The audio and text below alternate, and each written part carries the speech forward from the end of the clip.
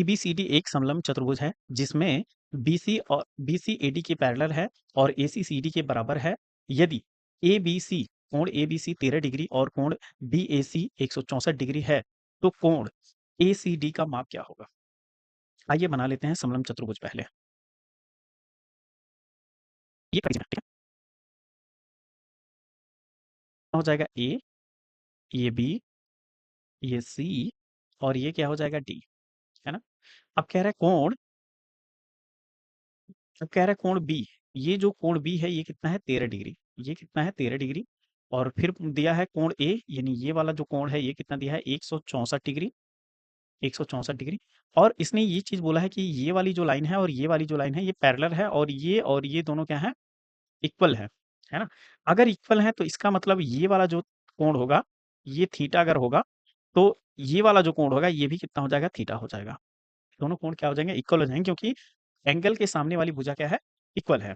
आप केवल इस त्रिभुज को देखें, ये वाले त्रिभुज को, ये वाले त्रिभुज को आप देखें।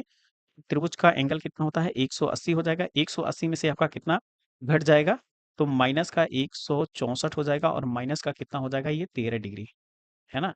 164 डिग्री और 13 डिग्री। तो अब ये बचेगा कितना, ये हो जाएगा 64 और 13, 64-13 कितना हो जाएगा 177 हो जाएगा, 177 डिग्री। तो 180 माइनस 177 अगर मैं करता हूँ तो कितना आ जाएगा 3 डिग्री। यानी ये वाला जो हमारा एंगल आया है, ये वाला एंगल, ये कितना आ गया है 3 डिग्री।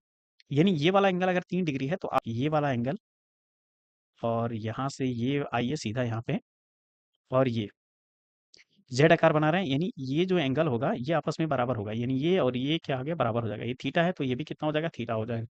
तो यानी ये कोण हमारा निकल के आएगा, कितना हो जाएगा 3 डिग्री। अब हमने बताया कि ये थीटा था तो ये भी थीटा था, तो इसका मतलब ये वाला एंगल भी हमारा कितना हो जाएगा 3 डिग्री।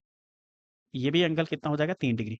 3, 3 6 डिग्री, ये टोटल कोण कितना होता है त्रिभुज का, तो 180 हो जाएगा। तो 180 में से अगर मैं 6 डिग्री घटा देता हूँ तो आंसर मेरा कितना आ जाएगा 174 डिग्री। 174, ये हमारा क्या हो जाएगा, राइट आंसर।